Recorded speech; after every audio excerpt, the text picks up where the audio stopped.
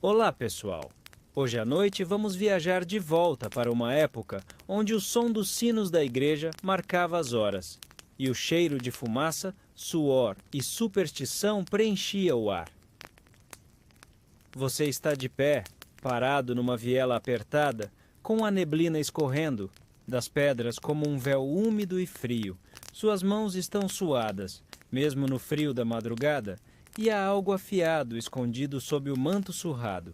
Esta é sua primeira noite como assassino. É você mesmo, um matador contratado. Não por vingança, não por honra, mas por dinheiro. Ou melhor, por sobrevivência. Então, antes de se ajeitar aí na cama ou no sofá, tira um segundinho para curtir o vídeo e se inscrever no canal, mas só se você realmente curte o que eu faço por aqui. E me conta nos comentários, de onde você está assistindo e que horas são aí. Sempre adoro saber quem está acordado comigo nesse clima sombrio. Agora, apague as luzes, talvez ligue um ventilador para aquele barulhinho de fundo reconfortante e vamos juntos deslizar suavemente por essa jornada noturna. Você caminha devagar por uma viela torta, os pés afundando um pouco na lama velha. O cheiro é indescritível, algo entre cavalo molhado, fumaça de lenha e peixe podre. Mas você está acostumado. Afinal, este é o bairro pobre de uma cidade medieval. E ninguém liga para cheiro aqui, menos ainda para você. Você é ninguém, um rosto esquecido entre os mercadores, camponeses e mendigos. Mas esta noite você tem um nome, ou melhor, um codinome, e uma missão. O homem que você deve matar se chama Peter, ou Peter. Algo assim, um coletor de impostos, dizem. E dizem também que ele tem o péssimo hábito de aceitar outros tipos de pagamento de viúvas vulneráveis. Um porco gordo, em forma de gente. Essa foi a descrição. Você não sabe quem o contratou. E também não perguntou. O pagamento veio em moedas de prata. 3 delas, limpas e brilhantes. Um verdadeiro tesouro para quem normalmente troca trabalho por pedaços, de pão duro e sopa aguada. Uma dessas moedas já foi usada para comprar uma capa menos rasgada. A outra pagou por uma tigela de ensopado com carne que você jura que não era de rato. Você para em frente à casa de pedra, grande demais para um simples coletor. 2 janelas com vidro, vidro mesmo, luxo de nobre. Você sente um aperto no estômago. Medo? Culpa? Fome? A porta range. Você entra. Dentro, a casa é escura e silenciosa. A única luz vem das brasas quase apagadas da lareira, lançando sombras que dançam nas paredes. Uma tapeçaria com cenas de caça cobre metade da sala. Um cachorro empalhado no canto parece observar seus passos. Você sobe as escadas, devagar. Cada degrau parece um tambor no meio do silêncio. O quarto está ali. A porta entreaberta. Lá dentro, ele dorme. Ronca alto, com a barriga para cima como um leitão. Você sente a adaga quente contra a pele, escondida sob o manto. Levanta o braço, mas ele murmura. Um som baixo. E por um segundo, você acha que ele disse seu nome? Você paralisa. Historiadores ainda discutem se havia algo como culpa profissional entre os assassinos contratados da época. Alguns acreditam que era só mais um ofício, outros que havia códigos silenciosos, pequenos rituais de redenção.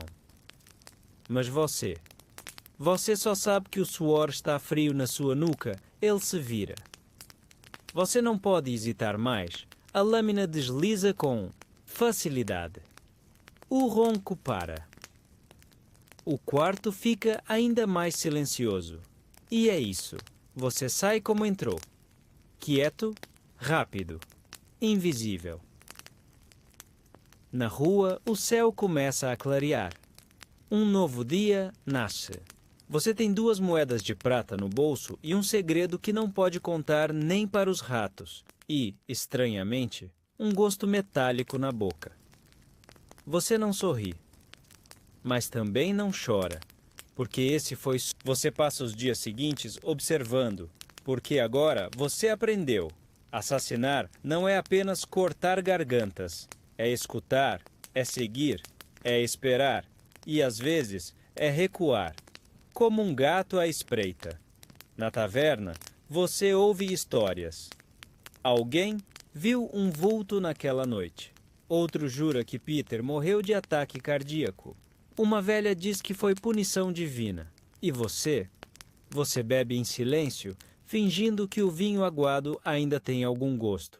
Sua capa nova fede a fumaça e gordura, mas ninguém presta atenção. Você ainda está aprendendo a gostar da invisibilidade. No mercado, enquanto caminha entre barracas de pão duro e queijos duvidosos, você ouve um sussurro. Ouvi dizer que o Mãos Negras está de volta. É um apelido, antigo, muito antigo. Diziam que o Mãos Negras era um matador implacável no tempo, do bisavô do rei. Um fantasma com dedos de sombra que deixava moedas nas línguas das vítimas. Você não sabe se ele realmente existiu, mas agora o nome corre entre os becos novamente. E o estranho? Você gosta disso? Você já percebeu que tem uma vantagem. Você é comum, esquecível, e isso é uma arma. Historiadores geralmente apontam que assassinos medievais raramente trabalhavam sozinhos. A maioria estava a serviço de nobres ou guildas. Mas você é livre, um lobo solitário. E agora você tem outro nome em mãos. Desta vez, o alvo é um mercador. Rico, grosso, cheira a especiarias e a arrogância. Dizem que ele manda cortar as mãos de crianças que roubam fruta de sua barraca. Dizem que ele empurrou um velho das escadas por tropeçar em sua túnica. Dizem que ele tem amantes que choram baixinho nas manhãs. Dizem muita coisa. Você só escuta. Você passa 3 dias observando sua rotina. Ele tem guarda-costas. 2. Um deles é mais velho, preguiçoso. O outro é jovem, com cicatriz no nitre, queixo e reflexos de gato. Você aprende o horário em que eles dormem. Você aprende o som da porta da cozinha. Você aprende onde o cão faz suas necessidades. É sempre no mesmo canto do jardim. Na 4ª noite, você entra. Desta vez, você não sobe escadas. Você espera. Esperar é sua nova ferramenta favorita. Como uma armadilha de urso aberta no mato. Ele entra no escritório com uma lamparina. Está sozinho. Fecha a porta. Fala consigo mesmo. Recolhe moedas de um cofre escondido sob o tapete. Canta ao lar uma música que você conhece da infância. Algo sobre um moinho e uma donzela. E então, ele para. Você não sabe por quê. Talvez sentiu o cheiro do medo, ou o vento do seu movimento. Ele se vira. Você age. É diferente desta vez, mais rápido, menos hesitação. A adaga encontra o espaço entre as costelas como se já conhecesse o caminho. Ele engasga, olhos arregalados, boca tremendo. Você segura o corpo até ele ficar mole, sem barulho, sem testemunhas. Curiosidade estranha. Alguns nobres medievais, com medo de envenenamento, contratavam provadores para cada refeição. Mas ninguém contrata alguém para provar a própria respiração. Você arruma tudo como estava. O corpo cai, no chão como se tivesse tropeçado. Você limpa a adaga num lenço velho e sai pela mesma porta da cozinha. O cão sequer late. Na rua, a brisa noturna carrega o cheiro de pão assando. E por um segundo, você quase esquece o que fez. Quase. Você entrega a prova do serviço, um anel com pedra azul, e recebe mais moedas, 4 desta vez. Você não pergunta de onde vieram, nem para quem vão depois. Você gasta uma delas, com uma bacia de sopa e uma garrafa de vinho que parece mais vinagre. E pela primeira vez em muito tempo, você dorme em uma cama de verdade, com um travesseiro. Historiadores ainda discutem se existiam redes clandestinas de assassinos durante os séculos XII e XIII, especialmente nas cidades italianas. Alguns dizem que Florença era cheia de guildas ocultas com juramentos e regras. Outros defendem que a maioria era só gente como você, solitários espertos e desesperados. Mas você não sabe nada disso. Você só sabe que sua mão treme menos agora, que a escuridão parece mais amiga e que, estranhamente, você começa a se sentir necessário, não amado, não respeitado, mas útil. E em uma sociedade onde a maioria vive e morre sem sequer ser nomeada, isso é quase um luxo. Você acorda antes do sol, envolto em um lençol áspero e coberto com a mesma capa escura da noite anterior. O vinho barato deixou um gosto de ferrugem na boca e uma leve tontura que desaparece rápido. Você aprendeu a beber sem se entregar. O colchão é de palha, cheio de ácaros e segredos. Mas, comparado ao chão de pedra das vielas, é quase um trono. Você se senta, esfrega os olhos e escuta. Nada além dos primeiros passos apressados dos padeiros e o rangido de carroças nos paralelepípedos. A cidade ainda dorme, mas os bastidores da vida já começaram sua peça diária. Você também tem um papel a cumprir. Nas semanas seguintes, os nomes continuam chegando, em pedaços de pergaminho enfiados debaixo da porta da taverna, sussurrados, por velhos sem dentes ou escondidos em sacolas de pão deixadas num beco. É sempre o mesmo padrão. Um nome, uma descrição, uma pista vaga. O pagamento? Varia. Às vezes moedas, às vezes joias discretas. Uma vez, até uma sela de cavalo de couro bom, mas nunca uma explicação. Você percebe que a cidade tem mais podridão do que você imaginava. Mercadores que traem seus parceiros, padres que exigem silêncio com ameaças, cavaleiros que não aceitam rejeição. Todos sorriem em público e sangram em particular. Você se torna parte do mecanismo, invisível, como o vento frio da madrugada. Curiosamente, um dos primeiros relatos históricos de assassinos contratados data do século XIII, com registros detalhados em Veneza. Mas fora das repúblicas mercantis, o trabalho era mais artesanal, solitário. Exatamente como você faz agora. O engraçado? Você não sente culpa. Você começa a ver a cidade com outros olhos. Como um tabuleiro, casas, rotas de fuga, becos sem saída, portas que rangem e escadas que gritam. Você aprende a ouvir os sinos, não apenas como aviso de missa, mas como marcador de tempo. A cidade toda tem um ritmo e você dança nele como uma sombra com passos leves. Você evita repetir locais. Dorme em celeiros, em porões abandonados, uma vez até no fundo de uma carroça cheia de nabos. Você sabe, quanto mais fixo, mais fácil de ser encontrado. E você ainda não está pronto para morrer. Uma curiosidade pouco conhecida é que, em algumas cidades medievais, os telhados das casas tinham passagens entre si, rotas de fuga improvisadas por ladrões. Você experimenta essa ideia. Na terceira missão, você sobe por uma escada enferrujada, pisa nos telhados como um gato hesitante. As telhas escorregam, você quase cai, mas a adrenalina afia os sentidos. Quando finalmente chega à casa do alvo, Um magistrado envolvido com o tráfico de escravos, você já está suando. O ataque é rápido, sem drama.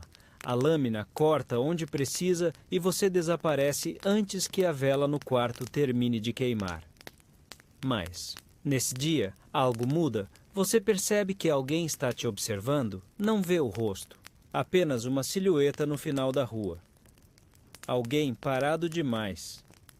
Quieto demais. Você segue por uma rua lateral. Quando volta, a silhueta sumiu.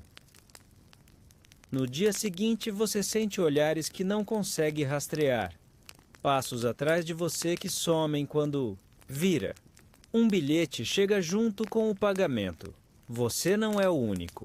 Você guarda o papel, dobrado, sem saber se deve se preocupar ou se sentir animado.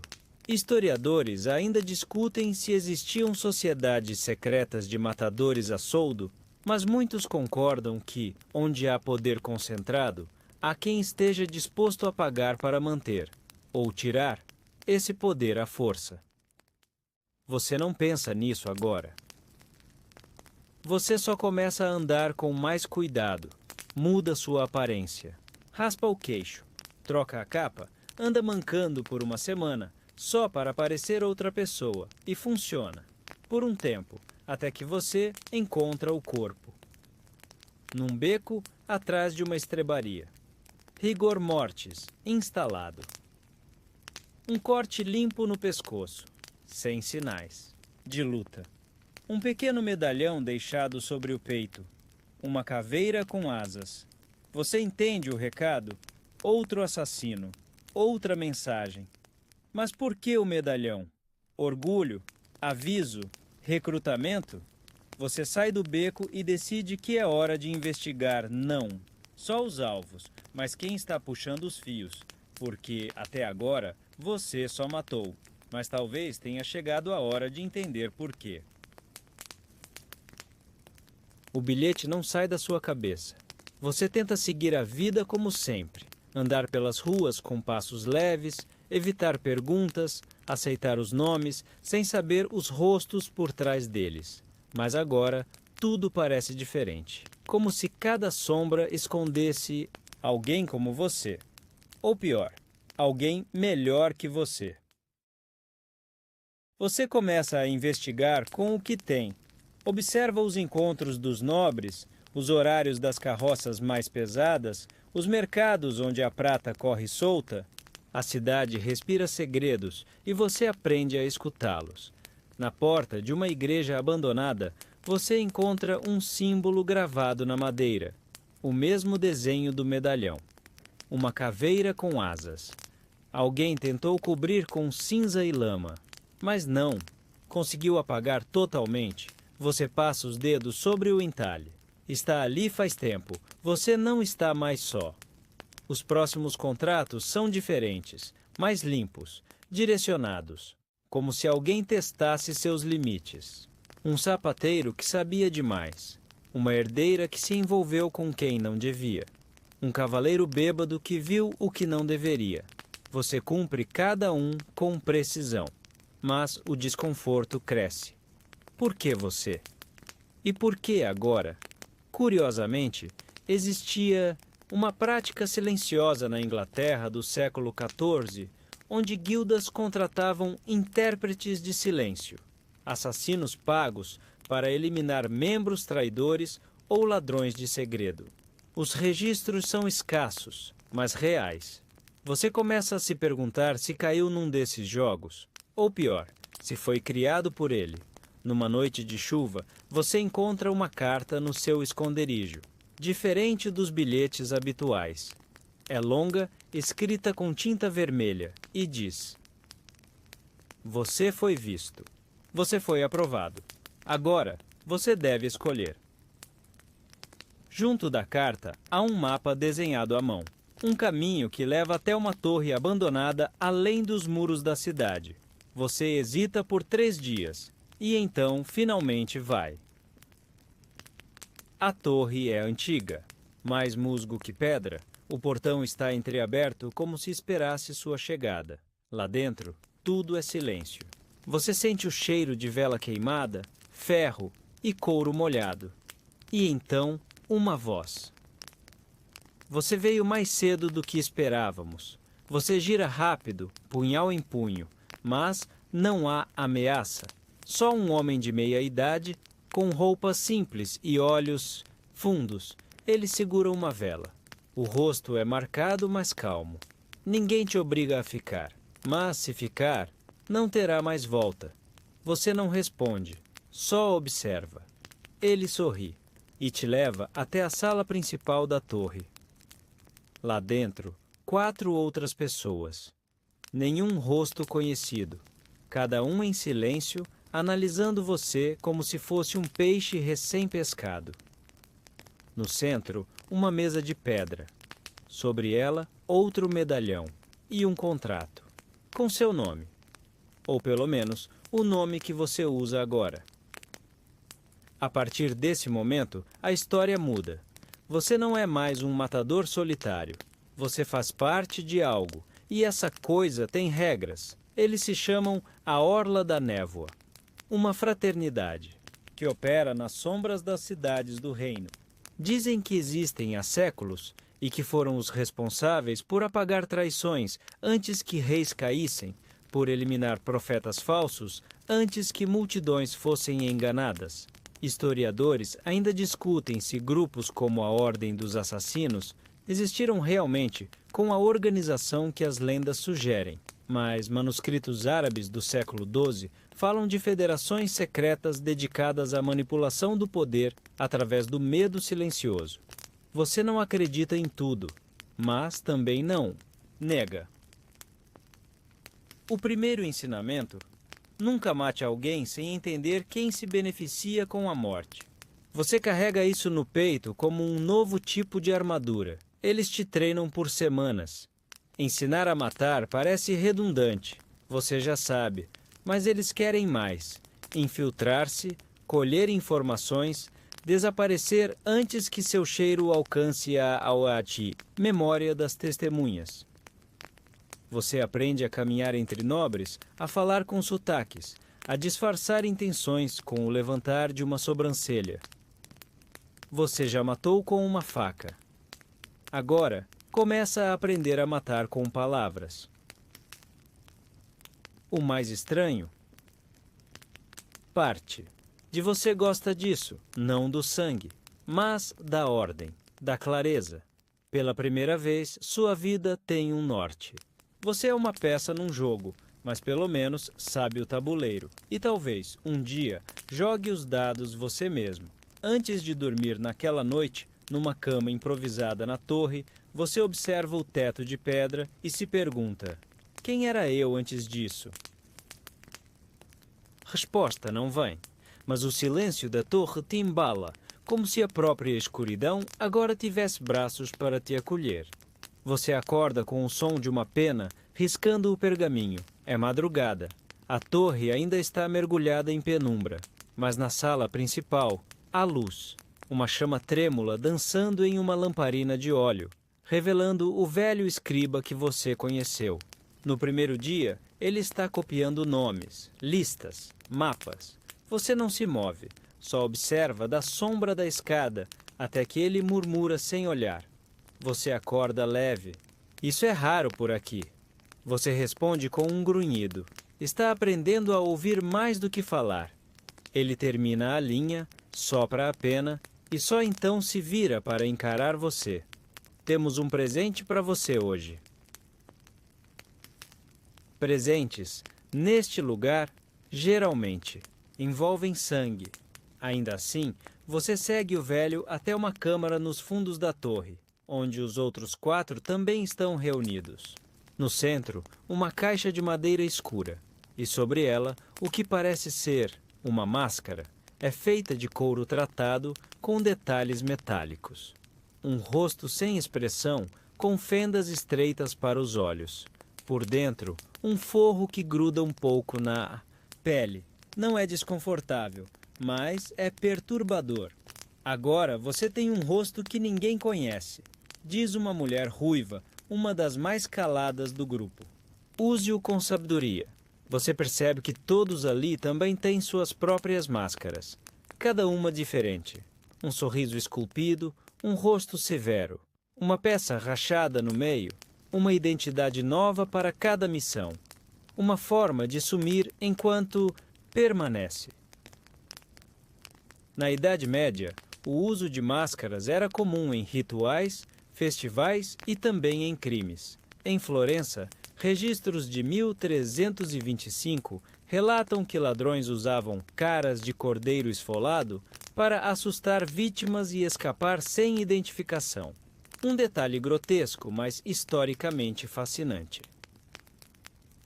Com sua máscara na mão, você sente o peso simbólico daquilo, um renascimento. Seu novo nome na orla é Cinza. Por que cinza? Porque não é branco nem preto. Você é o intervalo. A transição. A névoa entre o que foi e o que virá. A primeira missão coletiva vem logo depois.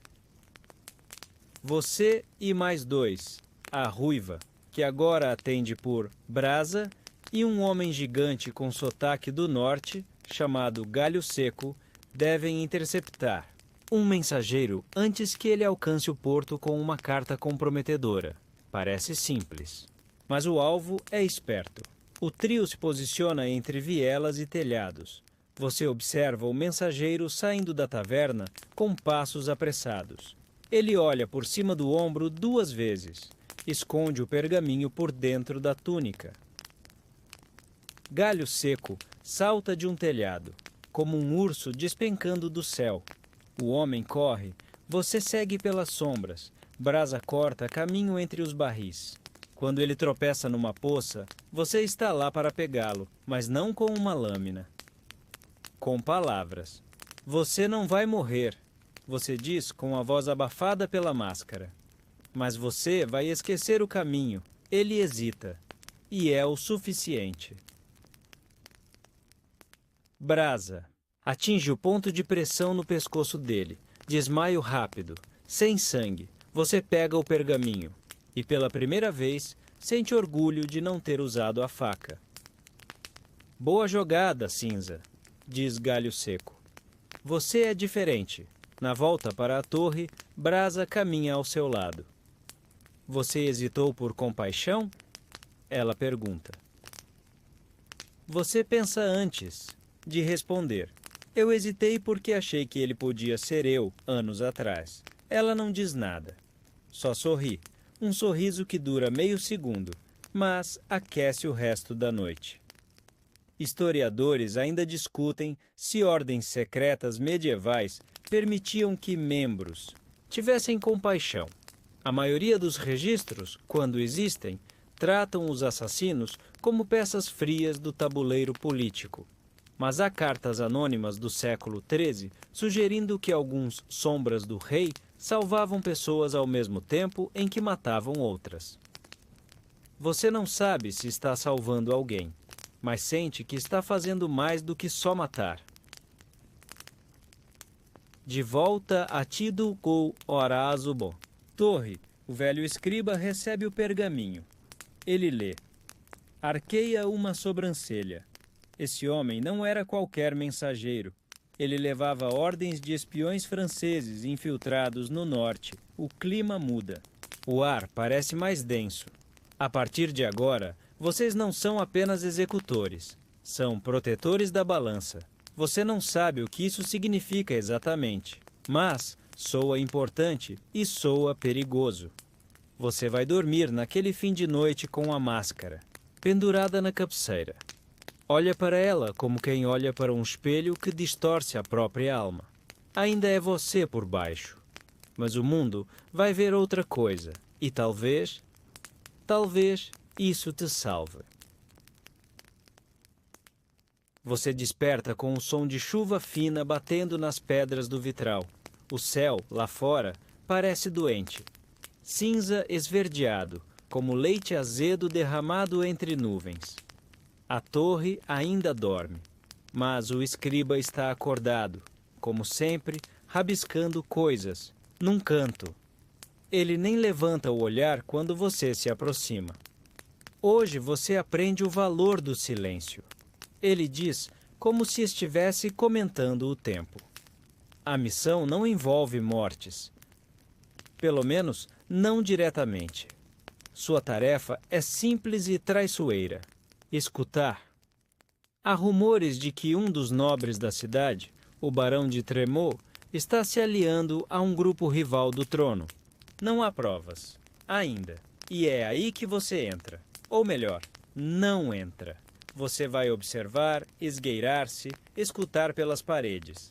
A biblioteca do Barão é o ponto de encontro. Um lugar elegante demais para você, com tapeçarias representando batalhas que provavelmente nunca aconteceram. Livros com capas que nunca foram lidos. E uma lareira que queima mais por vaidade do que por frio. Você se infiltra no casarão disfarçado de copeiro. A máscara ficou na torre. Agora, você usa o rosto de um serviçal magro e mudo. Mudo por escolha, claro. O criado-chefe não questiona sua presença, nem os outros. Gente rica raramente olha nos olhos dos que limpam suas taças. Você aprende. Os hábitos da casa. O barão bebe vinho de ameixa após o jantar, mas sempre deixa metade no cálice.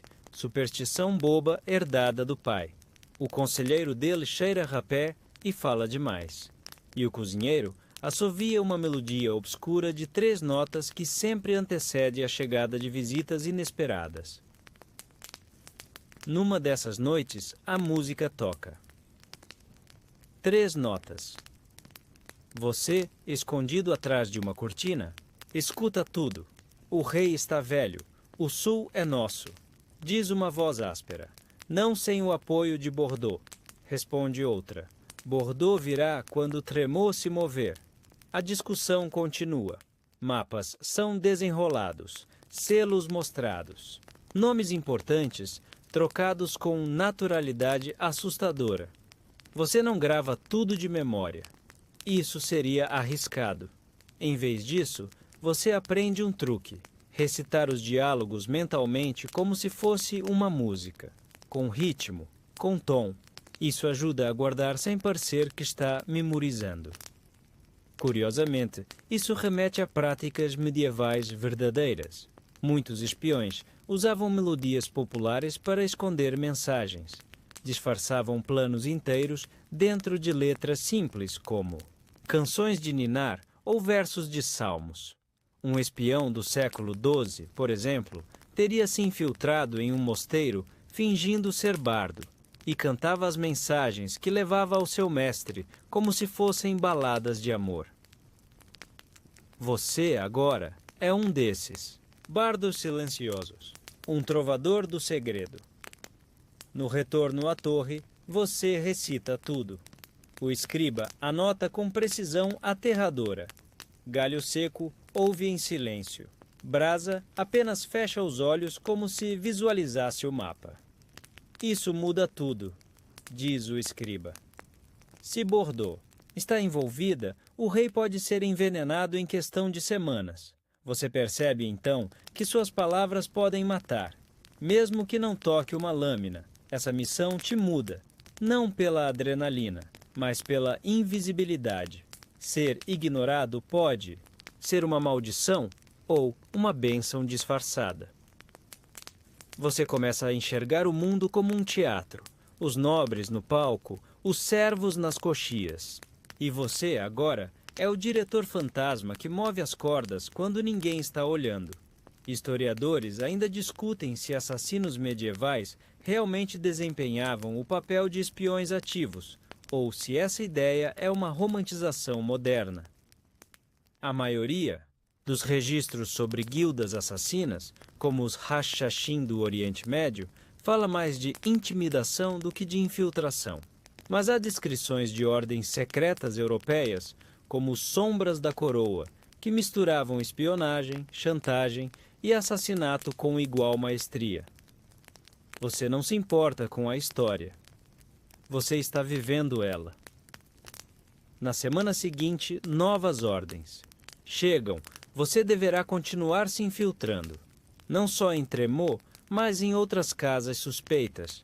Você ganha uma nova ferramenta, um anel com um falso rubi que esconde um fragmento de papel embebido em pó de papoula. Uma distração potente, caso precise fugir. Também recebe um manto escuro com costuras reversíveis. Numa noite, você é um servo. Na seguinte, um monge. Depois, um simples cego pedindo esmolas nos degraus da catedral. Você escuta promessas. Conspirações. Confissões noturnas entre amantes proibidos e padres medrosos. Nem tudo é útil, mas tudo é guardado. E você começa a entender: a névoa cobre a rua como um cobertor de segredos. As pedras estão úmidas e traiçoeiras sob seus pés. Você não faz barulho algum. Já aprendeu o peso exato de cada passo. Hoje, você não é o assassino. É o sussurro atrás da tapeçaria, o reflexo na vidraça, a sombra que o candelabro não consegue alcançar. Você foi enviado à abadia de Saint-Armand, um lugar tão silencioso que até os corvos evitam grasnar por lá. O superior do convento, dizem, esconde mais que relíquias, e você precisa descobrir o quê. Na primeira noite finge ser um peregrino ferido. Sua atuação é convincente, a perna enfaixada, o olhar cansado, o silêncio devoto. Os monges o recebem, te oferecem sopa rala e um catre de madeira que range em protesto a cada movimento. Mas você não dorme. Observa. O abade tem uma rotina peculiar. Todos os dias, antes do alvorecer, desce sozinho até a cripta. Fica lá por exatos 24 minutos. Nenhum a mais, nenhum a menos. Você conta 2 vezes. Na terceira noite, decide seguir. O acesso à cripta é proibido, mas o monge que cuida das chaves, um rapaz com um problema crônico de sinusite, tem sono pesado e hábitos previsíveis. Uma infusão de valeriana em sua água resolve o resto. Você desce, o cheiro é de pedra molhada, ferro velho e algo mais. Algo doce e podre, como frutas esquecidas no altar. A sala está escura, mas você conhece os truques. Uma vela acesa ao longe revela a silhueta do abade, ajoelhado diante de um altar escondido. Não há santos, não há cruz, só um espelho. Um espelho coberto de símbolos riscados à faca. Ele murmura algo, frases soltas, palavras em latim, mas com acento estranho. Você grava tudo mentalmente. Em ritmo, lembra? Então ele corta a própria mão. O sangue pinga no espelho. O vidro vibra levemente. Você recua, devagar, sem respirar. Mais tarde, na torre, Galho Seco escuta o relato e apenas balança a cabeça. Cultos antigos. Rituais de proteção, talvez. Ou de comunicação. Brasa. Fecha os olhos. Pensa por longos segundos. O espelho é um símbolo, reflexo da verdade e da ilusão. Se o abade está envolvido com tremor, talvez esteja usando magia para esconder ou vigiar. O escriba anota tudo, até o tom exato da vela. Historiadores ainda discutem se cultos ocultistas estavam realmente presentes em mosteiros ou se essas histórias são ecos da paranoia da Inquisição. Muitos acreditam que essas narrativas foram infladas para justificar perseguições. Outros, no entanto, apontam registros estranhos, como um diário de 1273, em que um monge menciona um irmão que falava com espelhos e fazia chover dentro da capela. Você não precisa de provas. Viu com seus próprios olhos. E mais importante, sentiu. Na volta, você passa por uma velha vendendo raízes e ervas. Ela te olha por um segundo a mais do que o normal. Espelho de sangue. Ela murmura, como se lesse seus pensamentos. Você congela. Mas ela apenas sorri e te oferece um ramo de artemísia. Para afastar visões ruins. Você aceita.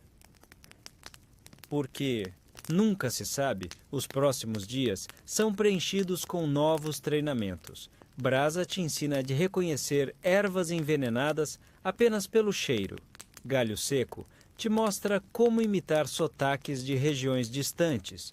O do sul, com vogais cantadas. O do Os do Giz, norte, com guturais secos.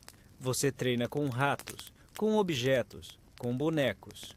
Mas o mais estranho, treina o silêncio. 1 hora por dia, todos os aprendizes ficam de olhos fechados, sentados em pedra fria, ouvindo. Somente ouvindo. O som do vento entre as frestas, o bater de asas de um pombo no telhado, o tilintar de um anel contra uma caneca distante. Tudo vira informação. E, curiosamente, tudo isso te aproxima de algo que você não esperava sentir. Paz. Porque ser assassino não é viver para matar, é viver entre o que os outros não veem. Você começa a confiar no seu instinto. Sabe quando algo está errado, mesmo que ninguém diga nada. Sente quando alguém esconde um veneno no olhar. E numa dessas noites, você é chamado de volta à abadia. Mas, desta vez, não como peregrino. Desta vez, vai vestido como um nobre. Por quê? Aparentemente, o abade quer confessar algo. Você entra pela grande porta da abadia como um senhor feudal em busca de absolvição. Túnica bordada, anel com brasão falso e um séquito de 2 figuras encapuzadas que não dizem uma palavra. Uma encenação meticulosa. Brasa cuidou da postura. Galho Seco da história de fundo. O escriba preparou o tom da sua voz. Você é agora Lord Bertrand de Mornac, um homem amargurado, viúvo e profundamente arrependido. Está à procura de orientação espiritual. Ou, ao menos, é isso que o abade deve acreditar. Ele o recebe na biblioteca, cercado por prateleiras tortas e cheias de pergaminhos, muitos dos quais jamais serão lidos de novo. O lugar cheira a pó, cera e tinta antiga. As velas projetam sombras, que dançam devagar, como se estivessem esperando algo. O abade é magro, mas seus olhos têm um brilho que desmente a fragilidade do corpo. Ele não fala muito, observa. Você também. Senhor de Mornac, ele começa, voz baixa, quase como se confessasse a si mesmo. Disse que Vossa Senhoria esteve em batalha, que viu o sangue e a alma saírem do corpo de homens. E ainda assim, voltou. Você finge pesar, finge memória dolorosa, finge bem. Ele continua. Às vezes, há batalhas que não se vencem com espada. Uma pausa, um silêncio que se estica como couro cru. Há algo que deseja partilhar? Você hesita. Ensaiado, é claro. E então, deixa escapar como quem já não aguenta mais carregar o fardo. Tenho visto coisas que não pertencem a este mundo. Imagens, sons, reflexos em vidro, que não são meus. O abade não se assusta. Não duvida. Ele apenas sussurra. Eu também. A partir dali, tudo muda. Durante os dias seguintes, ele o convida para pequenos encontros noturnos, conversas à luz de lamparinas, onde as palavras são medidas e os segredos, cuidadosamente destilados. Você descobre que ele não serve apenas à igreja. Ele acredita ser um guardião de um conhecimento mais antigo que Roma, um saber escondido entre os textos apócrifos e as runas esquecidas. Os espelhos, ele diz numa dessas noites, foram janelas antes de serem objetos. Os antigos sabiam disso, mas a igreja teve medo, e o medo mata o saber. Você finge curiosidade e anota tudo com os olhos.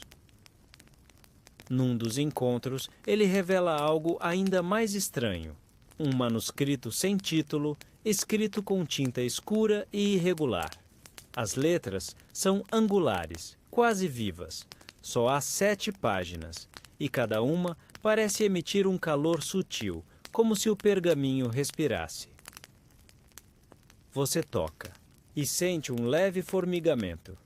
Não se trata de feitiçaria, diz o abade. É lembrança. Historiadores ainda discutem se manuscritos mágicos da Idade Média foram reais ou se pertencem ao reino da lenda. O mais famoso deles, o Codex Gigas, também chamado de Bíblia do Diabo, foi acusado de conter fórmulas de invocação, mas a maioria dos estudiosos aponta para metáforas exageradas.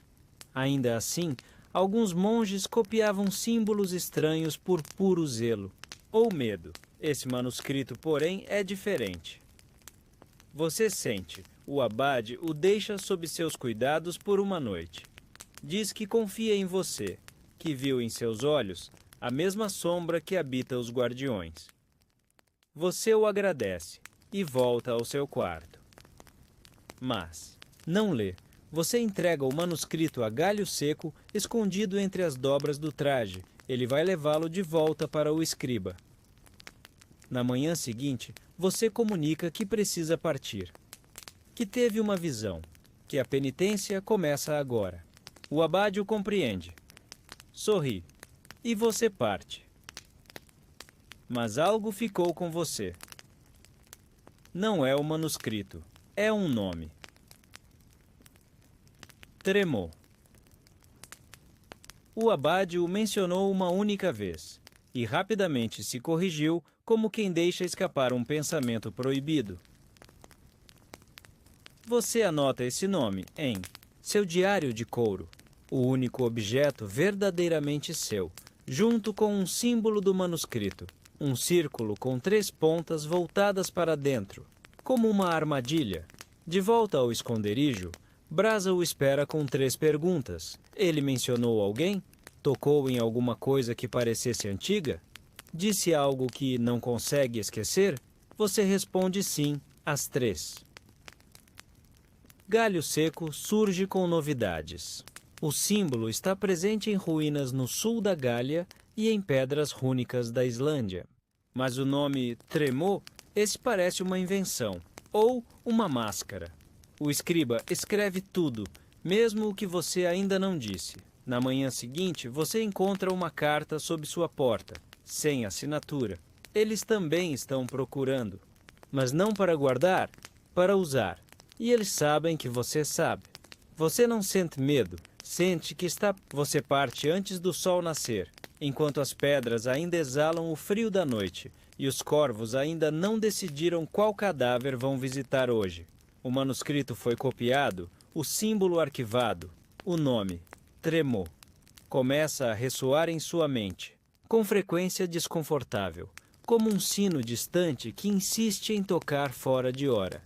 Brasa guia o caminho pela floresta, mas você não fala muito. Galho Seco acompanha silenciosamente, com sua expressão eternamente neutra de quem já viu. Reis sangrarem como porcos. Vocês estão indo para uma cidade que só aparece em certos mapas, e mesmo nesses, é apenas uma mancha entre rios mal desenhados. Breal-sur-Vie, um vilarejo escondido entre lamaçais, onde dizem que os mortos às vezes aparecem nos reflexos da água. Ao chegar, é difícil dizer se há mais vivos ou casas. Tudo parece quieto demais. Até o vento parece andar de ponta de pé.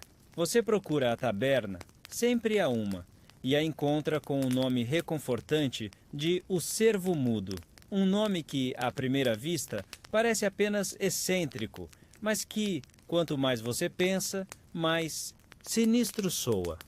Por que um cervo estaria mudo? E por que alguém notaria isso? A taverneira é uma mulher de idade difícil de definir. Pode ter 50 ou 500 anos. O olhar dela atravessa suas roupas falsas como faca quente na manteiga de porco. Mas ela serve cerveja e não faz perguntas. O que, nesta parte do mundo, já é um convite à confiança. Você pergunta discretamente por manuscritos antigos, símbolos, pagãos, Nomes esquecidos? E é aí que ela diz: você deve falar com o boticário. O nome parece inofensivo, mas o tom dela não. A casa do boticário é ao lado do cemitério, claro, e coberta de musgo, como se a própria floresta tentasse engoli-la. Dentro, o cheiro é uma mistura de ervas secas, vinagre e alguma coisa doce que você não consegue identificar. Talvez mel, talvez morte. Ele aparece entre as sombras, com uma túnica marrom sem emblemas e um colar feito de dentes pequenos demais para serem de animais. Você está buscando algo que não quer encontrar. Ele diz, sem que você diga nada antes. Você responde, e mesmo assim continuo. Ele sorri. Um dente está faltando. Outro parece ter nascido virado ao contrário. O boticário fala de Tremor como se fosse um rumor encarnado. Diz que era um monge ou um soldado, ou talvez um espírito. Dizem que ele escrevia com tinta feita do próprio sangue e que desapareceu, depois de tentar ver o outro lado. Mas ninguém sabe que lado era esse. Historiadores ainda discutem se figuras como Tremor foram reais ou arquétipos que os monges medievais usavam para representar o medo do conhecimento proibido. Alguns defendem que eram apenas nomes dados a manuscritos perigosos para proteger os verdadeiros autores. Outros, mais ousados, acreditam que eram mesmo indivíduos, excêntricos, obsessivos e frequentemente mortos de forma conveniente. O boticário entrega a você um frasco pequeno com um líquido negro e viscoso. Beba isto numa noite sem lua e observe o espelho. Mas apenas observe. Não toque. Não fale. Você guarda o frasco sem prometer nada. Na saída, Galho Seco parece tenso. Ele conhece esse tipo de magia. Ele já viu o que ela faz com homens racionais. Você dorme naquela noite no celeiro dos fundos da taberna. O teto tem buracos, o feno cheira a urina de gato, e mesmo assim é o lugar mais seguro da cidade. Você sonha com vozes, não palavras, só vozes. Como se almas tivessem esquecido o que queriam dizer, mas ainda insistissem em tentar. Pela manhã, a taverneira lhe entrega algo estranho. Uma moeda antiga com um símbolo desgastado. 3 pontas viradas para dentro. Encontrei. Isso entre os legumes, ela diz. Alguém queria que você tivesse. Você não pergunta quem, você só aguarda. Brasa diz que devem partir. Galho Seco concorda. Mas você sente que há mais ali. Mais camadas sob as camadas. Como uma cebola cheia de segredos. No caminho de volta, vocês cruzam com uma procissão fúnebre. Mas não há caixão. Apenas monges com lanternas, caminhando, em silêncio absoluto. Você tenta contar quantos são, mas cada vez que olha, há um número diferente. À noite, em seu esconderijo temporário, você observa o frasco escuro sob a luz tremeluzente da vela. Você pensa no que o boticário disse. Você pensa na moeda. Você pensa no manuscrito. Você sente que tudo está se fechando. Como um punho, como um cerco, como um ritual. E você está bem no...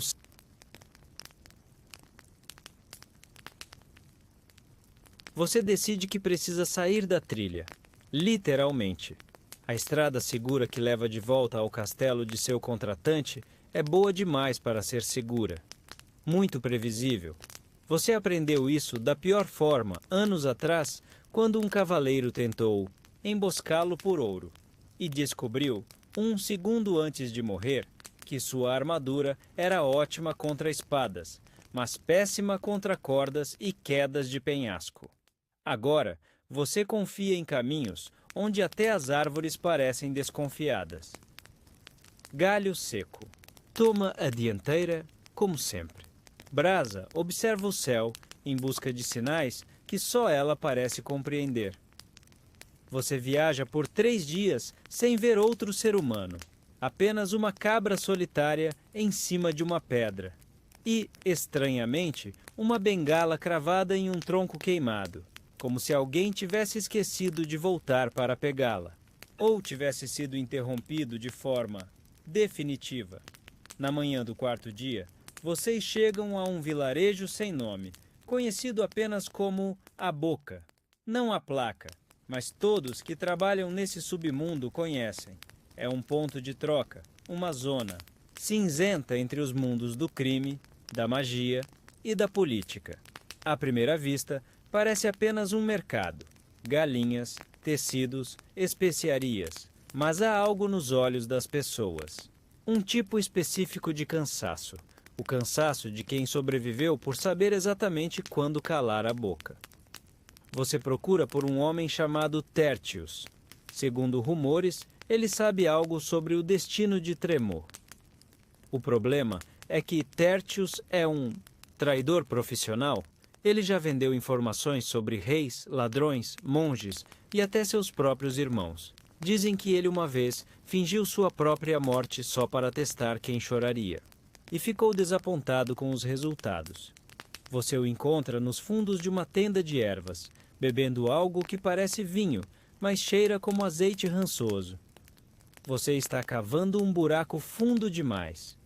Ele diz, sem nem levantar os olhos. Você responde, melhor do que ficar na superfície onde todos podem ver. Ele sorri. Um sorriso sem calor.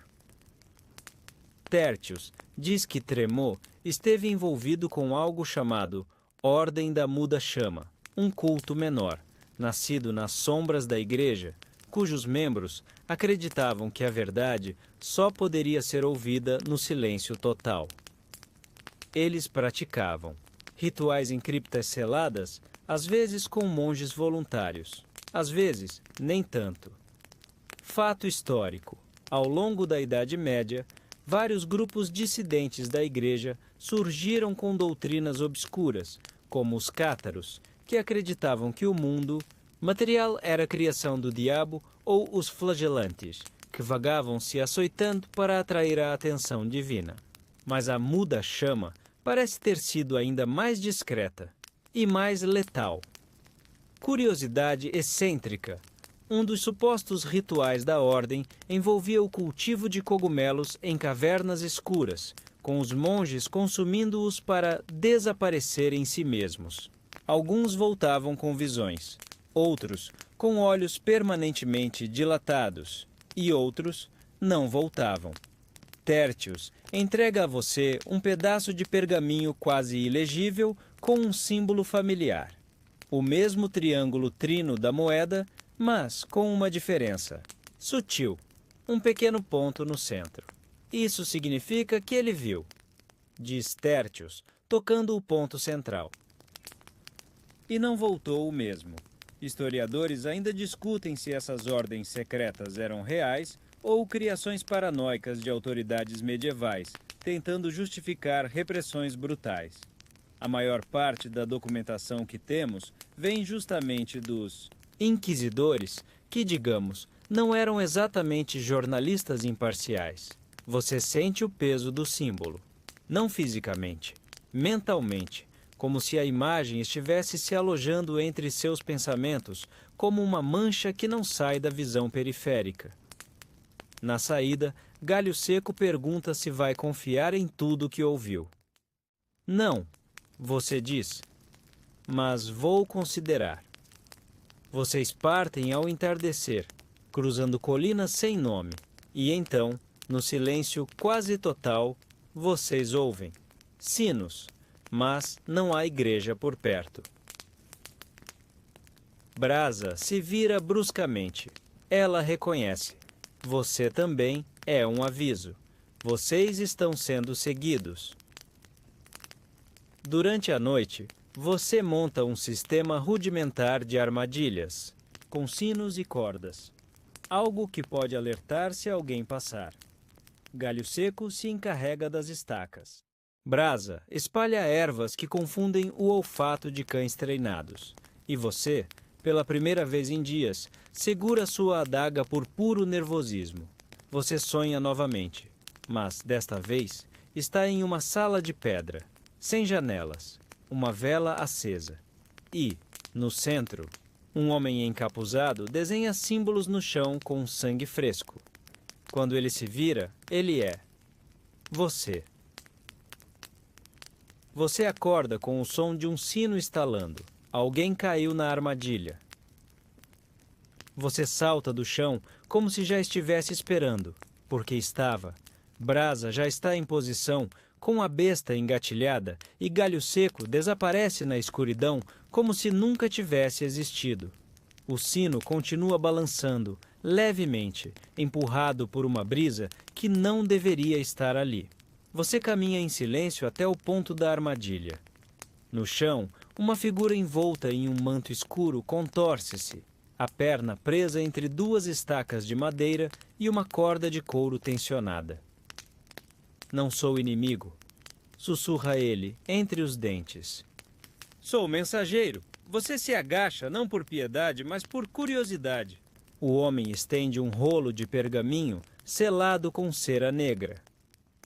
Um selo que você reconhece, o mesmo usado por Tremor. Você corta a corda sem tirar os olhos dele. O pergaminho não diz muito, mas o que diz é suficiente para mudar a rota da sua jornada. Se você ainda quer respostas, siga o velho canal seco até as ruínas do Priorado. Eu deixei o necessário, assinado com um símbolo. O triângulo trino com o ponto central. De novo, você olha para o mensageiro, que agora tenta se apoiar em uma árvore. Há mais deles atrás de mim, ele sussurra. Eles não me viram sair, mas vão notar. Você hesita. Há sempre um custo por ajudar, especialmente nesse jogo. Mas você não é feito de pedra. Foge para o norte e muda de rosto. Você diz, ou a próxima armadilha não vai te perdoar. Brasa murmura algo em élfico baixo, provavelmente um xingamento carinhoso. Galho Seco retorna minutos depois, com um sorriso discreto. Alguém tentou segui-los, mas não conseguiu. Na manhã seguinte, vocês deixam a estrada. O velho canal seco fica escondido entre montes cobertos de era. A água ali secou há gerações, desde que uma represa estourou e o vale se transformou em pântano. Agora, só restam rochas esfareladas, raízes salientes e restos de estruturas esquecidas. É o tipo de lugar onde ninguém vai, a não ser que esteja procurando algo que não quer que os outros encontrem. E é exatamente por isso que você está aqui. O Priorado aparece entre as sombras de carvalhos centenários, ou o que restou dele. Paredes semicaídas, um campanário partido ao meio e colunas cobertas por musgo grosso como veludo. Mas, ainda assim, há algo ali, uma ordem nos escombros, como se alguém, em algum momento recente, tivesse limpado certos caminhos, evitado certos pisos. Você entra, e lá está, uma caixa de madeira escura, sem fechadura. Dentro, 3 objetos. Uma adaga feita de osso, um véu manchado de tinta roxa e uma chave de ferro. Historiadores sabem que ordens secretas frequentemente usavam objetos simbólicos em seus rituais, como a Rosa Cruz, que supostamente entregava ao novo iniciado uma cruz dourada, uma caveira e um anel de prata. Mas esses itens aqui parecem muito mais pessoais, como se tivessem pertencido a alguém, como se ainda contivessem ecos de uso. Você pega a adaga. A lâmina é fria, mas leve. E há inscrições no cabo. Uma frase em latim mal raspada, como se alguém quisesse apagar a culpa. Vidite in tenebris. Eu te vi na escuridão. Brasa encontra o que parece ser uma escada subterrânea, escondida sob uma lápide partida. Galho Seco sopra uma vela. e a escuridão engole vocês três. O ar no túnel é velho. Não frio exatamente, mas parado, como se estivesse esperando. O som dos seus passos ecoa mais do que deveriam, e há um cheiro indefinível. Ferro, talvez, ou tinta. Isso aqui já foi uma biblioteca. Sussurra Brasa, tocando uma parede coberta por marcas de prateleiras arrancadas. Você encontra outra porta, esta com uma fechadura rudimentar. A chave de ferro encaixa sem esforço, e o que há dentro parece à primeira vista apenas mais escuridão, até que os seus olhos se ajustam. É uma cela. Uma cela para um prisioneiro muito específico. O chão tem marcas, arranhões em padrões repetitivos, desenhos circulares, símbolos antigos. No centro da cela, algo que parece uma cama de pedra. Sobre ela, vestígios de tecido. E no canto, uma tigela com o que já foi comida. Alguém viveu aqui, ou sobreviveu, e gravado em uma das paredes. Tremor falhou, mas ainda temos o coração. Você sente um calafrio. Galho Seco olha para você, sério como nunca. Isso não é só sobre política, é sobre fé, sobre crença distorcida. Você concorda, mas não diz nada, porque do fundo do corredor vem um som, passos. Mas nenhum de vocês está. O som ecoa pelas paredes de pedra com uma lentidão calculada, como se cada passo fosse uma decisão. Você segura a adaga de osso com firmeza, sentindo o peso simbólico dela mais do que o real. Brasa se move como um vulto, encostando-se à parede, besta em mãos. Galho Seco simplesmente desaparece. Você aprendeu a não tentar entender como ele faz isso. O corredor estreito à frente de vocês parece vibrar com o som dos passos. Eles não são apressados. Quem quer que esteja vindo sabe exatamente onde pisa e não tem pressa. Isso é pior. A pressa é coisa de amadores. Esse passo você reconhece. É de alguém que já matou antes. Você recua para a sombra de uma coluna caída. Uma fresta na parede permite observar sem ser visto. Uma figura se aproxima. Alta. Manto grosso. Um pingente balança no peito, o triângulo trino com o ponto central.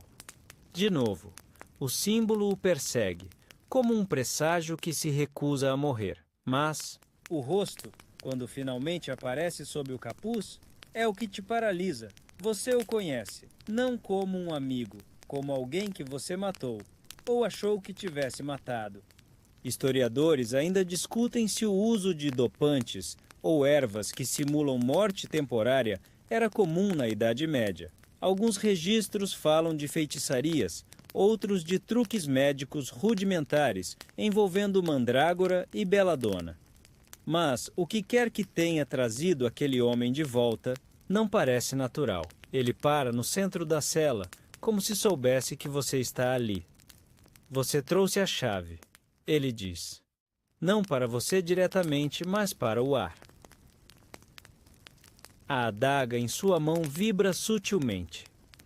Sim, vibra, como se reagisse à presença daquele homem ou coisa. Isso não é possível, murmura Brasa, surgindo da sombra. Nós te vimos cair, ele sorri, e o sorriso é a parte mais humana dele. O que é impossível para os vivos é ferramenta para os servos do coração. Ele ergue a mão, não em ameaça, mas em convite. A chave abre a porta. Ele diz. E a porta revela tudo que você nunca quis saber. Você não deveria responder, mas responde. E por que eu faria isso? O sorriso desaparece. Por um instante, ele é só um homem, cansado, exausto, despedaçado por algo que não consegue mais segurar. Porque ela está lá dentro. A menina, a filha que você nunca viu, a vida que esconderam de você. Tremor mentiu, assim como Todos mentem quando querem controlar o que é sagrado. Seu coração gela. Isso é baixo, isso é cruel. Mas, se for verdade, você avança com cautela. A cela tem uma segunda porta, uma que você não notou antes, atrás da cama de pedra. Galho Seco surge e, com um gesto, toca uma alavanca oculta. A pedra range, a parede se move, e a escuridão lá dentro não é comum, é viva. Quase líquida, como se sugasse o som, a luz, o tempo, você segura a adaga com mais força. Atravessar é escolha sua, diz o homem que não devia estar vivo. Mas o que estiver do outro lado também terá escolha. Você olha para a brasa. Ela está pálida, mas firme. Galho Seco só dá um leve aceno, como se dissesse: vamos acabar logo com isso.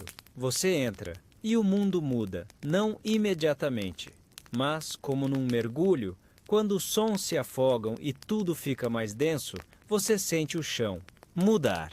Agora é liso, frio. Mármore? Não. Obsidiana. Reflexiva. Mas o reflexo não é seu, é de alguém muito mais jovem, com olhos como os seus, ou talvez como os dela. Você avança. A sala é circular, alta, não tem teto, mas não há céu. Apenas um vazio pulsante acima e abaixo, e no centro, um pedestal. Sobre ele, um coração, literal, mas não humano, maior, estranhamente simétrico. E batendo, a chave começa a esquentar no seu bolso.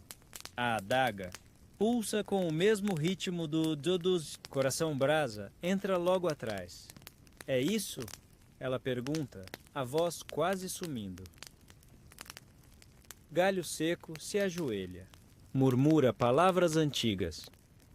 Você não entende nenhuma. Isso é o coração? Você pergunta.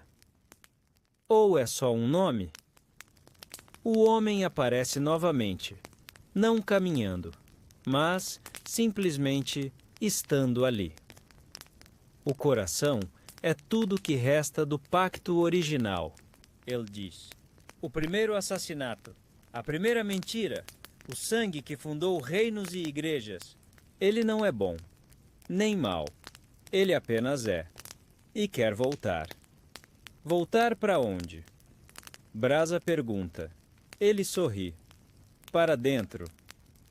De você. Você sente. Algo em seu peito responde. Uma dor antiga, como uma cicatriz esquecida ou uma memória apagada à força. Você recua. Mas algo já começou. Luzes surgem nas paredes, figuras, pinturas rupestres, não feitas com tinta, mas com sangue seco que brilha sob a vibração do coração. Você vê cenas de sacrifícios, pactos, de um povo antigo que dançou com a morte como se fosse amante. Eles escolheram carregar o coração, diz o homem. Ah! E por gerações ele ficou adormecido, até que os tronos tentaram destruí-lo, e fracassaram. Você entende agora. Tremote usou para matar os portadores, mas não para acabar com a ordem, para tomar o coração para si, e talvez você o tenha levado até aqui sem saber. Você olha para a adaga, olha para a chave, e então para o coração, e percebe que a escolha nunca foi sua, porque talvez ela esteja lá dentro mesmo, e você precisa saber. Você dá o primeiro passo em direção ao pedestal. A obsidiana sob seus pés emite um som suave, como se estivesse sussurrando segredos antigos. Não é uma superfície inerte, ela pulsa sob você, respondendo ao seu movimento com uma vibração que sobe pelas suas pernas e chega até o estômago, como se o próprio chão estivesse tentando entender quem você é. Brasa tenta te puxar de volta. Ela não grita. Não é o tipo de pessoa que se desespera com facilidade, mas os olhos dela dizem tudo. Ela sabe que, seja lá o que acontecer quando você tocar aquele coração, não haverá retorno. Você se vira para ela. E se ele estiver dizendo a verdade? E se estiver mentindo? Ela rebate. Você sorri com um cansaço que não pertence à sua idade. Não seria a primeira mentira da noite? A chave esquenta. A adaga estremece. O pedestal parece aceitar sua aproximação, como se te conhecesse. Você a estende lentamente, em direção ao coração. E então, você vê, mas não com os olhos. A visão invade. É como sonhar com os olhos abertos. Imagens antigas, vindas de uma memória que não é sua, se desenrolam como um pergaminho incendiado. Você é um outro, um homem encapuzado em um templo subterrâneo. Está ajoelhado diante de um altar de pedra e segura um cálice feito de crânio. Ao seu redor, uma dúzia de figuras canta em uníssono, em uma língua que seus ouvidos modernos não deveriam compreender, mas compreendem. Você está vendo o nascimento da Irmandade, não por justiça, não por vingança, mas por sobrevivência. 1. Reino queimar. Um povo ser apagado. Um pacto feito para preservar o que a guerra tentava erradicar. A própria ideia de memória. A Irmandade não nasceu para matar, nasceu para lembrar. Você volta a si com um soluço. Suor escorre pela sua nuca. Brasa segura seu braço. Galho seco permanece ajoelhado, como se orasse para algo que acabou de acordar. O que você viu? Ela sussurra. Você engole em seco. Tudo e nada. O coração agora pulsa num ritmo diferente, mais lento, mais profundo. Como se tivesse te aceitado. A chave, murmura o homem. Coloque-a no receptáculo. Você vê. Uma fenda se abriu sob o pedestal, como uma boca de pedra esperando pela entrega. Você hesita. Galho seco finalmente se levanta e fala. Pela primeira vez desde que entrou. Se você fizer isso, não. Tem volta. Você já sabe, mas o faz mesmo assim. A chave desliza pela abertura com facilidade desconcertante. Um estalo ecoa como trovão abafado. O chão treme e o coração começa a flutuar lentamente, graciosamente.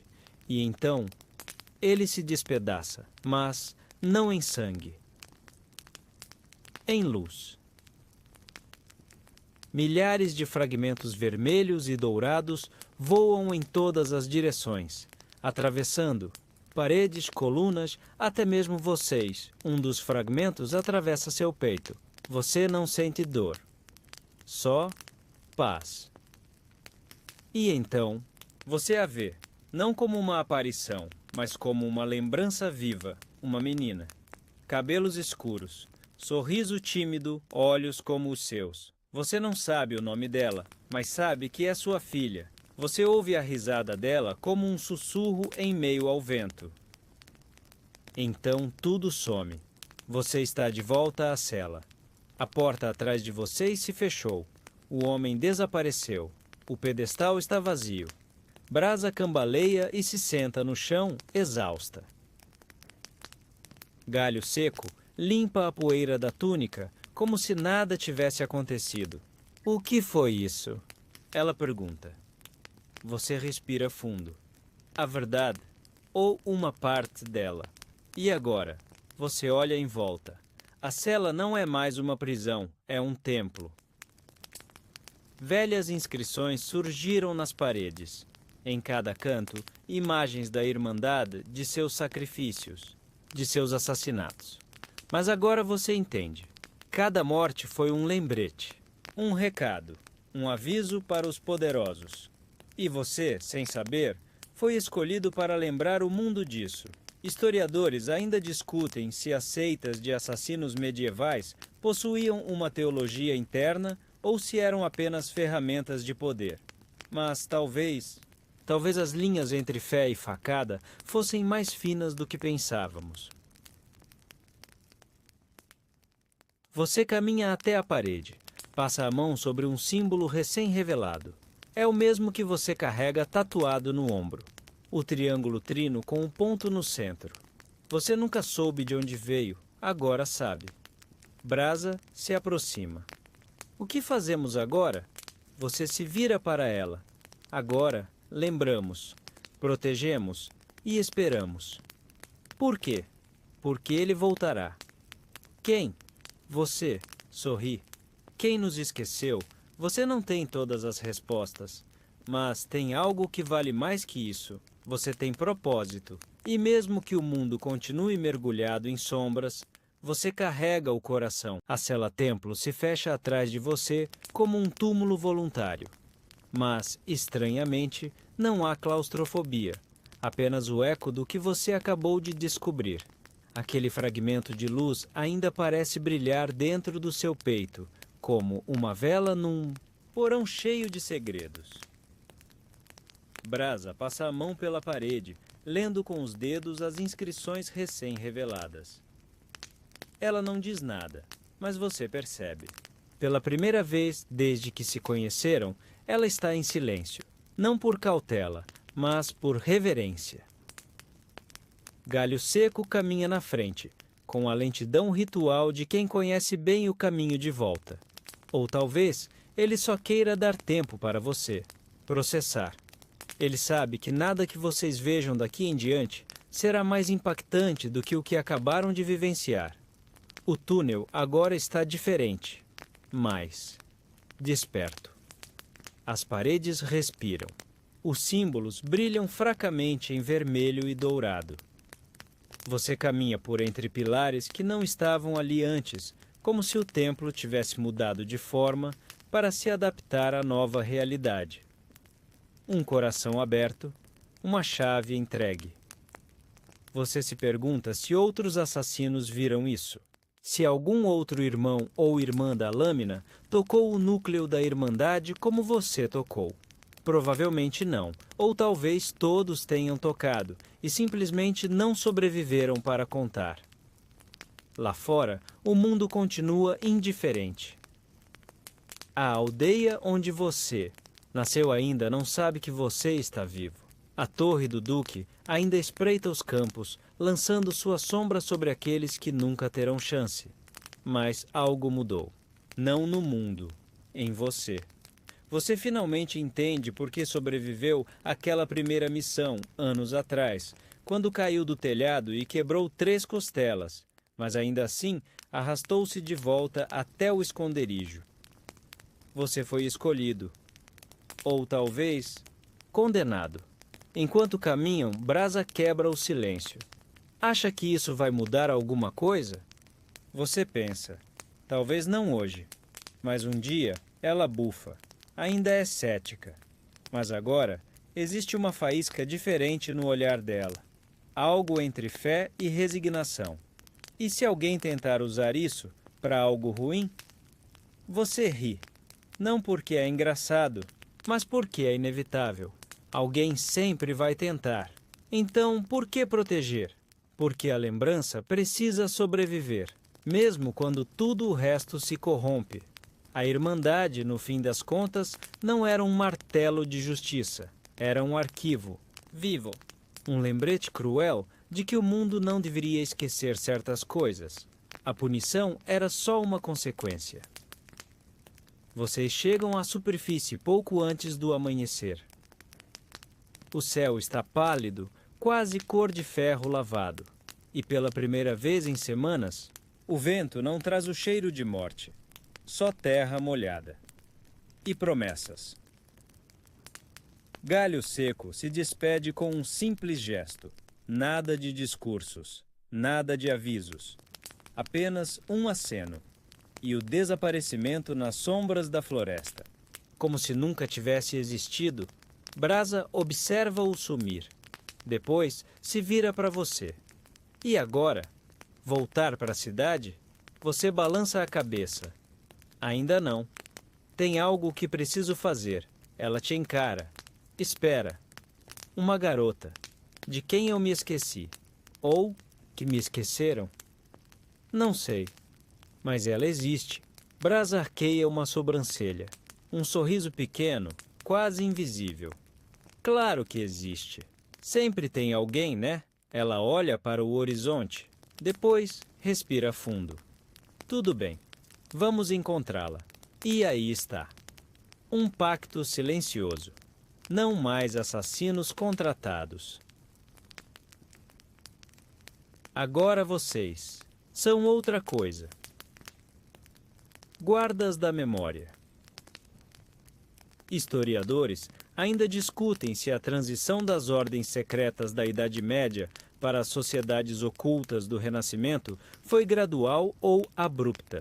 Mas, talvez, algumas nunca tenham realmente mudado. Talvez só tenham aprendido a esperar melhor. Você segue pela trilha com o sol nas costas. Cada passo é leve, mesmo que seu coração pese. Você não é mais apenas o portador da adaga. Agora, você carrega histórias, e elas, estranhamente, te tornam mais leve.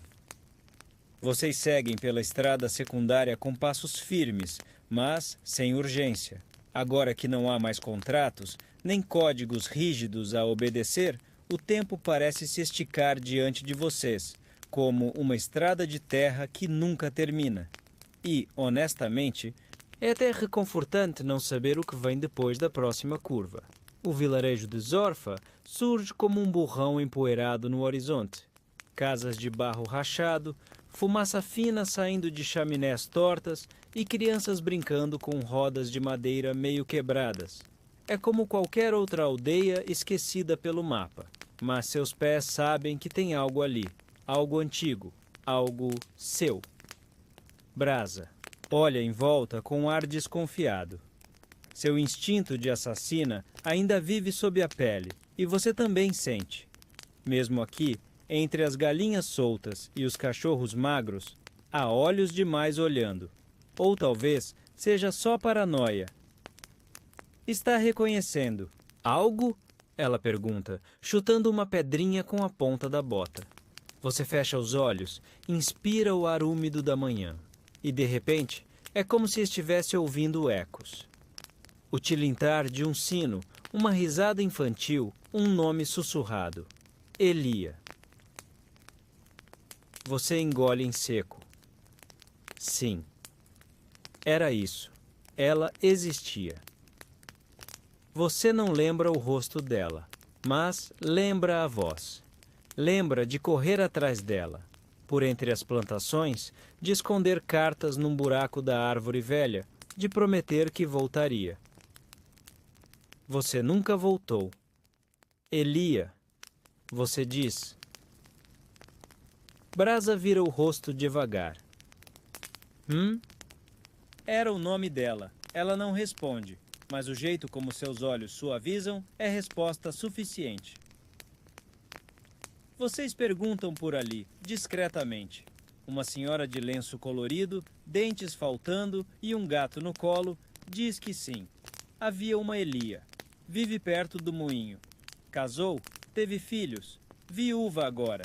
Vive sozinha com o mais novo, um moleque de olhos grandes e jeito de fuinha. Você agradece com um pedaço de pão seco e segue. A casa é simples, porta meio torta. Uma cortina desbotada tremulando na janela. Há cheiro de sabão e trigo. E algo. Agridoce. Talvez saudade. Você bate. Um garoto atende. Olhos grandes. Fuinha. A senhora estava certa. Quem é? Você hesita. Um velho amigo da sua mãe, ele te mede com olhos que já viram mais do que deviam. Espera aí. Você escuta passos. Uma pausa. Depois a porta se abre. Elia. Você reconhece antes do seu cérebro ter tempo de processar. É o jeito de inclinar a cabeça. O mesmo gesto quando ela te chamava de tolo por subir na árvore mais alta só para impressioná-la. Você? A voz dela quebra como gelo derretendo. O tempo para. Você não sabe se sorri. Não sabe o que dizer. E ela, com um olhar cheio de memórias não ditas, apenas abre a porta um pouco mais. Entra. Brasa fica do lado de fora. Por escolha. Ela entende que esse momento não é dela. A casa é quente, apesar da pobreza. Há uma chaleira fervendo no muuzudua, canto, e uma toalha bordada com margaridas cobrindo a mesa. Você não fala do que se tornou, nem das lâminas, nem dos contratos, nem das sombras. Só escuta. Ela conta do marido que morreu de febre, dos filhos, das perdas, da colheita ruim do Dudundu ano passado. E das cartas. Ela ainda tem uma, dobrada num tecido velho, escrito com a sua letra torta de criança. Você quase chora, mas segura, porque chorar agora seria muito fácil. Eu achei que você tivesse morrido, ela diz. Eu morri. Você responde. Só demoraram para enterrar. Ela ri. Uma risada, triste, mas doce, como se soubesse exatamente o que você quis dizer. Vocês não prometem recomeços, nem curas. Mas o simples fato de estarem ali, sentados juntos, já é um tipo de milagre. Ao sair, o garoto te segue até a varanda. Ele segura, algo nas mãos, um pequeno estilingue feito de galho curvado. Você já matou alguém? Você para. O coração dá aquele salto. Já. Ele pensa por um segundo. Depois, com a sabedoria cruel das crianças, e parou por quê? Você ajoelha, ficando na altura dos olhos dele. Porque eu aprendi que lembrar é mais difícil do que esquecer. E mais importante também, ele não entende, mas vai entender um dia. Você se despede. Brasa já está pronta e vocês partem de novo, sem planos, sem mapas. Historiadores ainda discutem se os assassinos da época medieval tinham códigos morais ou apenas obedeciam ordens. Mas você sabe, alguns tinham um coração enterrado tão fundo que nem eles sabiam. O silêncio entre vocês dois dura o resto da tarde. Não é desconfortável, longe disso. É como o silêncio entre duas árvores antigas, que já não precisam competir por luz, pois sabem que a sombra de uma abriga a outra. Brasa anda ao ar, Genasitiechid, seu lado, afundada em pensamentos. Pela primeira vez em muito tempo, não tem a postura alerta de uma assassina à espreita. Apenas caminha. Como uma viajante comum. Como alguém que está, quem sabe, começando a permitir a si mesma o luxo de existir fora da função. A estrada se estreita à medida que vocês sobem em direção às colinas. Ao longe, as torres de pedra negra de um antigo monastério abandonado se erguem contra o céu cor de âmbar. Você se lembra daquele lugar. Era onde levavam os condenados que queriam se redimir antes do fim. Os monges acreditavam que até mesmo o pior dos homens podia ser salvo, com orações, jejuns e longas conversas sussurradas durante a madrugada. Historiadores ainda discutem se esses monges acreditavam de verdade na redenção ou se tudo não passava de um método para arrancar confissões úteis. Você e Brasa decidem passar a Tibadizimiti Awatio. Noite ali. O monastério, como era de se esperar, está em ruínas, mas ainda há paredes o bastante para cortar o vento da noite. E uma lareira antiga, feita de pedras sólidas, que milagrosamente permanece inteira. Brasa acende o fogo com folhas secas e ramos. Você observa as chamas se erguerem, dançando como memórias desconexas. Vai voltar para ela? Ela pergunta, sem olhar. Você sabe quem é ela? Não sei. Não acho que seria justo. Ela viveu uma vida inteira sem mim. E eu sou outra coisa agora. Brasa suspira, deitando-se sobre o cobertor rústico que encontrou entre os escombros. Você é uma coisa melhor agora. Você não responde, mas o fogo estala como se concordasse. Na manhã seguinte, vocês partem novamente, sem trocar muitas palavras.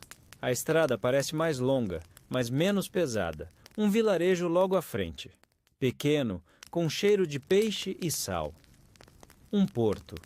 O mar aparece como um lençol prateado no horizonte, calmo e vasto como as possibilidades. Brasa se vira para você e diz: "E se a gente sumisse?" Você franze o senho, confuso, tipo, sumisse mesmo, mudasse os nomes, vivesse como, sei lá, comerciantes de tecidos ou algo assim. A ideia parece absurda, mas só por um segundo. Você imagina uma vida onde você não precisa dormir com um punhal debaixo do travesseiro, onde pode ter um cachorro ou plantar algo, onde ninguém precisa morrer para você se sentir no controle. Acha que a gente conseguiria? Você pergunta, tentando não parecer esperançoso demais. Ela sorri. Já fiz coisa muito mais difícil do que viver. E você também. Você olha para o mar. Lá longe, um pequeno barco ancorado. Um pescador acenando, convidando para atravessar. Até a ilha onde vivem poucos, quase esquecidos do mundo. Você troca um olhar com Brasa. Não precisa de mais nada. Vocês caminham até o barco. O velho pescador sorri sem dentes e ajuda vocês a embarcar. A água balança, mas não assusta. E enquanto o continente vai ficando menor atrás de vocês, você sente algo que há muito não sentia. Leveza. Não é felicidade plena. Não ainda. Mas é algo que se parece muito com o começo. E isso é suficiente. A travessia até a ilha leva poucas horas, mas em sua mente parece durar uma vida inteira. O mar está tão calmo que reflete o céu como um espelho. Nenhuma onda, nenhum som além do ocasional bater dos remos e o canto agudo das gaivotas. O velho pescador não fala muito, e Brasa adormeceu com o queixo apoiado no braço, o rosto finalmente livre da tensão que carregava como uma segunda pele. Você observa o horizonte, sentindo o vento úmido e salgado tocar seu rosto. Essa é a primeira vez em muitos anos que você não tem um destino fixo, nem um plano. E, curiosamente, isso não o apavora. Há um estranho consolo na incerteza, como se, ao não saber o que vem pela frente, você estivesse finalmente livre para viver. A ilha se aproxima devagar. É pequena, coberta de pinheiros, com um vilarejo modesto de casas de pedra cinza e telhados de palha.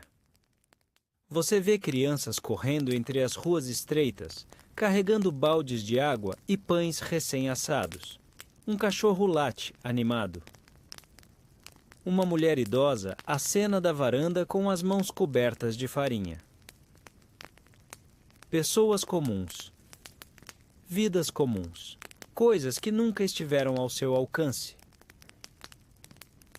O pescador atraca e aponta para uma trilha de terra batida que sobe em direção a uma casa abandonada no alto da colina. Ninguém mora lá há anos, ele diz. Boa vista, terra boa. Se quiserem ficar, ninguém vai perguntar muita coisa. Você e Brasa se entreolham. Ela dá de ombros. Terra boa é melhor que cova rasa. Vocês sobem. Cada passo nessa trilha parece apagar um pouco das pegadas antigas que vocês deixaram no mundo. Casa, apesar do abandono, tem estrutura firme. As janelas rangem, mas ainda abrem. Há uma lareira, como a do monastério, e ao redor espaço para plantar. Criar galinhas, talvez até um cavalo, um dia. Nos dias que se seguem, vocês limpam o lugar, constroem móveis rudimentares, fazem trocas. No vilarejo, ninguém pergunta de onde vocês vieram. Talvez saibam, mas preferem o silêncio gentil de quem entende que todos têm seus fantasmas. Você começa a dormir melhor, sem os pesadelos frequentes, sem acordar com a mão no punhal. Brasa. Aprende a fazer sabão com ervas locais. Você aprende a costurar redes de pesca. O cotidiano parece, aos poucos, ganhar poesia, até que um dia, enquanto recolhe lenha ao pé da colina, você percebe algo diferente. Você sorri, sem motivo algum. Simplesmente sorri. E é nesse instante que você percebe: o assassino morreu. Morreu. Naquela barca, naquela travessia. O que sobrou de você é apenas um homem com passado. E, finalmente, com futuro. A noite cai sobre a ilha devagar, como um cobertor morno cobrindo o mundo. Lá, no alto da colina, a lareira brilha suave dentro da casa de pedra. O vento sopra entre os pinheiros, trazendo o som distante das ondas quebrando. Na praia, tudo está em paz. Você está sentado diante do fogo, com uma caneca de cerâmica entre as mãos. Chá de ervas, nada mais. Nenhum veneno, nenhuma lâmina escondida. Apenas o calor e o aroma adocicado. Brasa lê um livro antigo no canto da sala. O cachorro que vocês adotaram ronca aos seus pés. E por um momento, tudo o que existe é agora. Não há passado cobrando dívidas. Não há futuro exigindo planos. Só o presente. Esse presente singelo, mas inteiro. A vida, você percebe, não precisa ser grandiosa para ser digna. Às vezes, sobreviver já é o bastante. Às vezes, sorrir sem motivo é a maior de todas as vitórias. Lá fora, as estrelas surgem devagar, uma a uma, como se quisessem iluminar esse pedacinho do mundo onde um homem e uma mulher, com cicatrizes, invisíveis, decidiram recomeçar. E você? Você pode fechar os olhos agora. O perigo passou.